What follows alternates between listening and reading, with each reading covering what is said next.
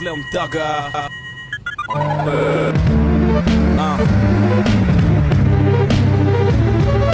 Drink by the paint, drove by the pine. Headed to the club in the box top down. Slim Thug about to climb, represent H-time. If you love me, you gon' smile. If you hate me, you gon' cry.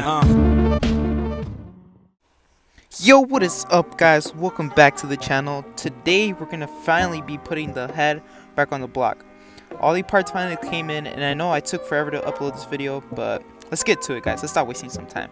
Alright, first of all, we're gonna remove this bypass tube that connects to the thermostat and the water pump because it was leaking. So I ordered some the gaskets for it to replace them, and right here you can see us taking it off. And then after this, we're gonna clean the head and the block.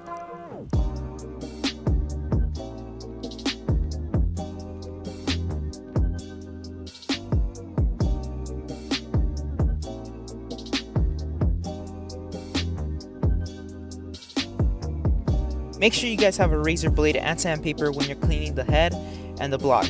You can use the razor blade to clean off the rest of the gasket residue left on the head and the block, and then the sandpaper to clean off the rest. You also want to use a vacuum to vacuum up all the debris that's left. You don't want anything left in your block.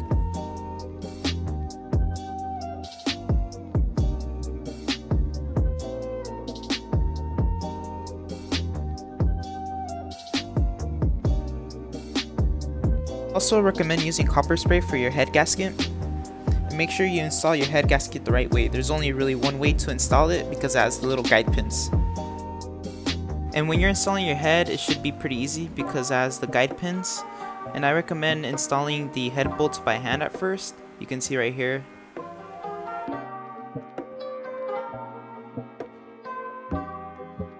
Now there is a specific pattern to bolting down these head bolts and the torque spec.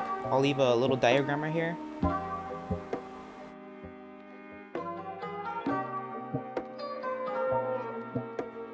Once we're done torquing down the bolts, we're going to apply some gasket maker on the edges where the camshaft is, just so it has a proper seal. We will be using the gasket for the valve cover. We'll be installing it right now. Also make sure you guys install the O-rings or the gasket for the spark plugs, because we did install it the wrong way the first time we tried, but just flip them around and they should be good. Now the valve cover bolts, make sure you install them properly. The longer ones go on the bottom and the shorter ones go on the top. And make sure you get them nice and snug. We are going to be removing the spark plugs right here because we're going to be adjusting the timing on the engine and we don't want to create any combustion. If we were taking out the spark plugs, we could check if they were still reusable. Also make sure you guys get all the coolant lines and the wiring back connected to the head. Right here we're trying to get the timing right. If you guys don't remember, in the previous video I did cover the timing. I'll insert a clip from the previous video to explain it again.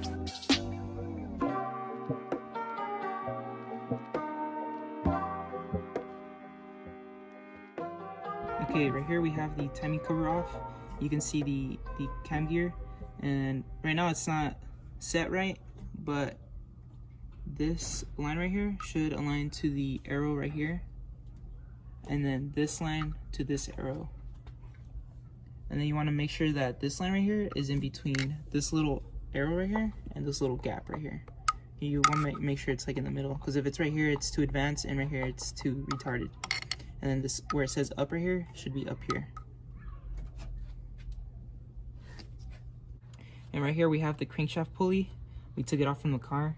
And right here, these lines should align to this little sight right here. And that should be top dead center. Hopefully that clip helped you guys out. Now let's finish this up. Getting the timing right is obviously easier with two people. You can have one person looking at the top to get the lines aligned, and then another person moving the crankshaft from the bottom. Make sure there's no tension on the timing belt so you can slip it back onto the cam gear. Now we're reinstalling the spark plugs now that we got the timing right. Make sure you guys also use hand tools when installing spark plugs. Don't use power tools because they could mess them up. Make sure you guys label your spark plug wires. I had them zip tied so I could tell where they went, but it's obviously really easy to install them on a 4-cylinder.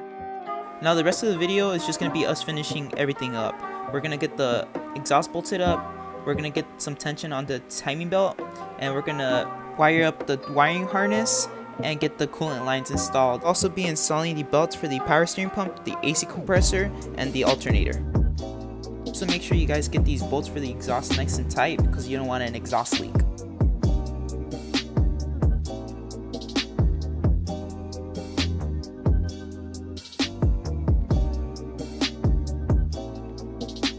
Make sure you guys don't forget your ground wires.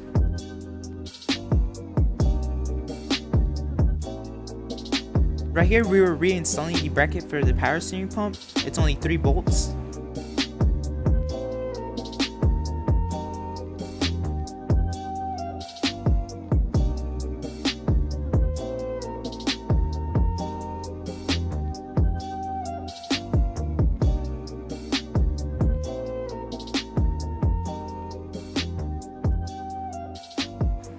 Right here is where we called it a night and continued the next day.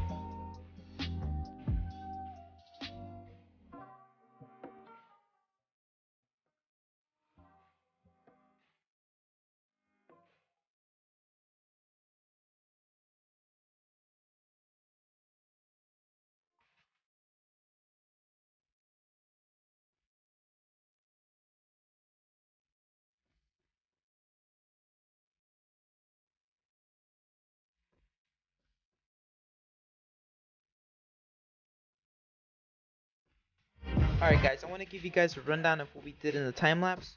We connected all the wiring harness, we hooked up the coolant lines, and we got the intake bolted up.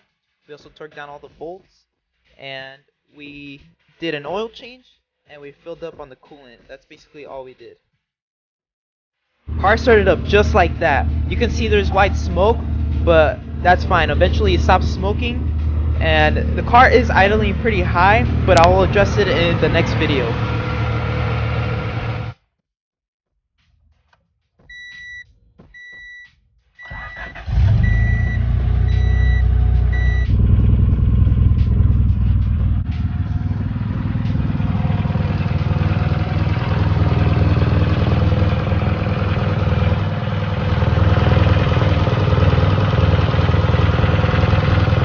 End the video, I want to give a huge shout out to my brother and my brother-in-law for helping me out. But anyways guys, thank you so much for watching.